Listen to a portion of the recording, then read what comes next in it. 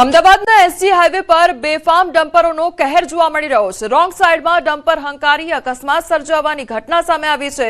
બેફામ ડમ્પર ચાલકે કારને ટક્કર મારી અકસ્માત બાદ ડિવાઈડર ક્રોસ કરી તે ફરાર થઈ ગયો તો સમગ્ર ઘટનાનો વિડીયો હાલ વાયરલ થઈ રહ્યો છે। પોલીસે આરોપીની ધરપકડ કરી વધુ તપાસ હાથ ધરી છે। પ્રતિબંધિત સમયે પણ એસજી હાઈવે અને આ સિવાય અન્ય જે વિસ્તારો હોય છે ત્યાં આગળ બેફામ ડમ્પરો દોડતા હોય છે અને આ પ્રકારની ઘટના અવારનવાર અમદાવાદ શહેરમાં જોવા મળતી હોય છે। ડમ્પરના નંબરના આધારે આરોપીની શોધખોળ કરી તાત્કાલિક લાવી કાયદેસરનો ગુનો દાખલ કરી અને આરોપીની અટક કરવામાં આવી છે। આરોપીનું કહેવું એવું થતું હતું કે મારી સામે કોઈ વ્હીકલ આવ્યું હતું, જેથી કરી અને મેં સાઈડમાં લેતા અને એને બૂમ પાડતા હું ત્યાંથી ભાગવાનો પ્રયત્ન કરતા, જેથી કરી અને મેં વ્હીકલ પૂરઝડપે ચલાવ્યો। અમદાવાદના ગુજરાત યુનિવર્સિટી પોલીસ સ્ટેશનમાં પ્રજ્ઞાચક્ષુ આધેડને મારવાના કેસમાં મહિલા પીએસઆઈ વિરુદ્ધ પોલીસ ફરિયાદ નોંધાઈ છે। બીજી તરફ ચાંગોદર પોલીસ સ્ટેશનમાં ફરજ બજાવતા પીએસડીને ગ્રામ્ય એસપી દ્વારા સસ્પેન્ડ પણ કરી દેવામાં આવ્યા છે। નજીવી બાદમાં મહિલા પીએસઆઈએ આધેડને ઢોર માર માર્યો હોવાનો આક્ષેપ કરવામાં આવ્યો છે, જેને લઈને ગુજરાત યુનિવર્સિટી પોલીસ દ્વારા વધુ તપાસ શરૂ કરવામાં આવી છે। વિગત બધી લખાવી દીધી કે મારી જોડે આવો બધો બનાવ બન્યો છે। એ પ્રમાણે અહીંના સ્ટાફે મને સારો સહયોગ આપ્યો અને મારી એફઆઈઆર લઈ લીધી। બસ તમારા થ્રુ જ મને અત્યારે ખબર પડી રહી છે કે એમને સસ્પેન્ડ કરવામાં આવ્યા છે, એટલે ખૂબ તમારા બધાનો સહકાર, આભાર તમારા બધાનો। આ પીએસઆઈ જે છે એ ચાંગોદર પોલીસ સ્ટેશનના અમદાવાદ ગ્રામ્ય જિલ્લા દળમાં ફરજ બજાવતા હોય, જે પોતાની ફરજ દરમિયાન કોઈપણ પ્રકારના સક્ષમ કે નિયંત્રણ અધિકારીની પૂર્વ મંજૂરી મેળવ્યા વગર ફરજનું સ્થળ છોડી અને ગુજરાત યુનિવર્સિટી પોલીસ સ્ટેશને આવી અને આ પ્રજ્ઞાચક્ષુ વ્યક્તિ સાથે બિનસંવેદનહીન કામ કરેલું હોય અને એમને ગેરવર્તણૂક આચરેલ સંબંધનો એમના વિરુદ્ધ ખાતાકીય રીતે પગલાં લેવા માટે ગુજરાત યુનિવર્સિટીના પોલીસ ઇન્સ્પેક્ટર દ્વારા પોલીસ અધિક્ષકને સત્વરે રિપોર્ટ કરેલો હતો અને હમણાં જાણવા મળતી માહિતી મુજબ એમને ફરજ મોકૂફ કરેલાના મીડિયાના મારફતે હકીકત જાણવા મળેલી છે। અમદાવાદના દાણી લીમડામાં work from home call centre ઝડપાયું છે। અમેરિકનોને ચૂનો લગાવતો સાહિલ મિર્ઝા ઝડપાયો છે। પોલીસે શ્રીદેવી પાર્ક સોસાયટીમાં દરોડા પાડ્યા હતા। અમેરિકાની મોટી કંપનીઓના નામે કરાતી હતી છેતરપિંડી અને લોનની લાલચ આપી વિદેશીઓ પાસેથી ડોલર પડાવતા હતા, તો એક વિદેશી નાગરિક પાસેથી અંદાજે 50,000 રૂપિયા પડાવ્યા અને પ્રોસેસિંગ ફી અને ડિપોઝિટના નામે ડોલરમાં રકમ ટ્રાન્સફર કરાવતો હોવાનો ખુલાસો થયો છે।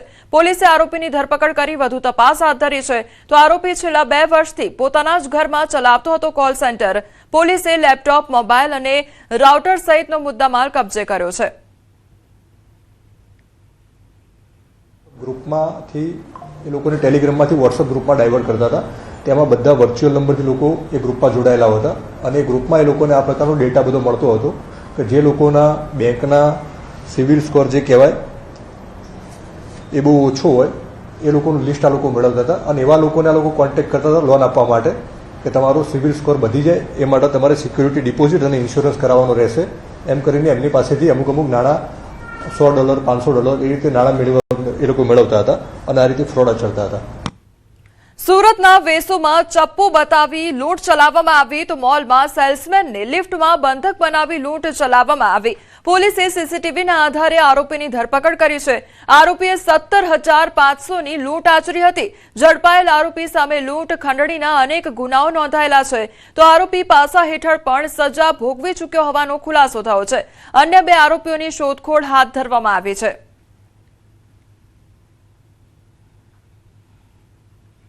જામનગર શહેરમાં 14 વર્ષીય સગીરાને પ્રેમ જાળમાં ફસાવી દુષ્કર્મની ગંભીર ઘટના સામે આવી છે।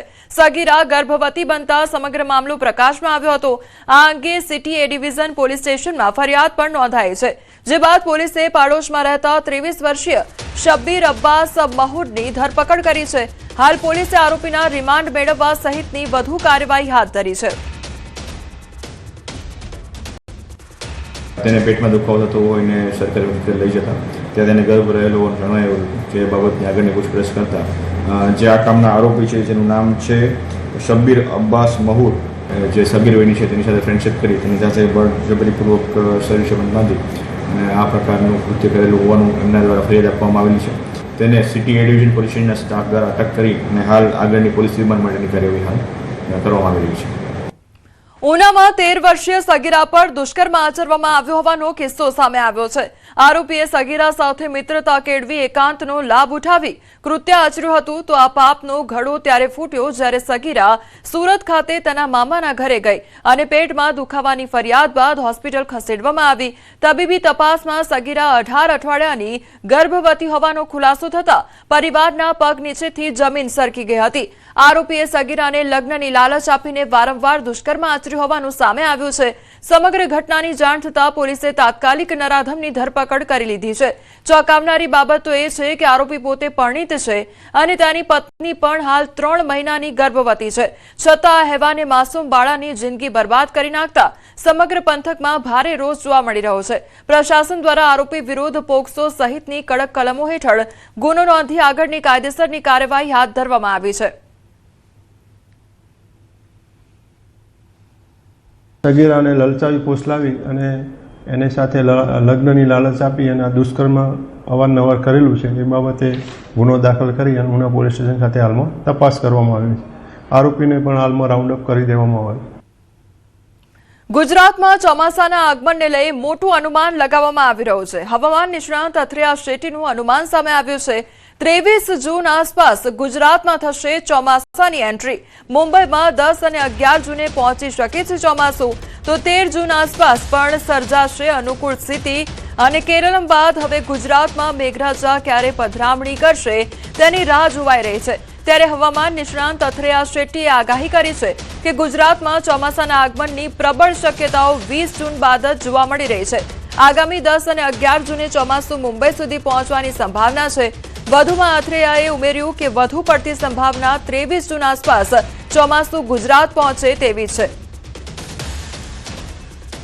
परिस्थितियां अनुकूल रही तो मुंबई में भी लगभग 10-11 जून के आसपास मानसून दस्तक दे सकता है. लेकिन इसके बाद में जैसे मैंने कुछ महीने पहले भी कहा था कि गुजरात में मानसून की देरी से आगमन लग रही है, तो वो फिलहाल वो वाली पूर्वानुमान में अभी ज़्यादा फर्क नज़र नहीं आ रहा है.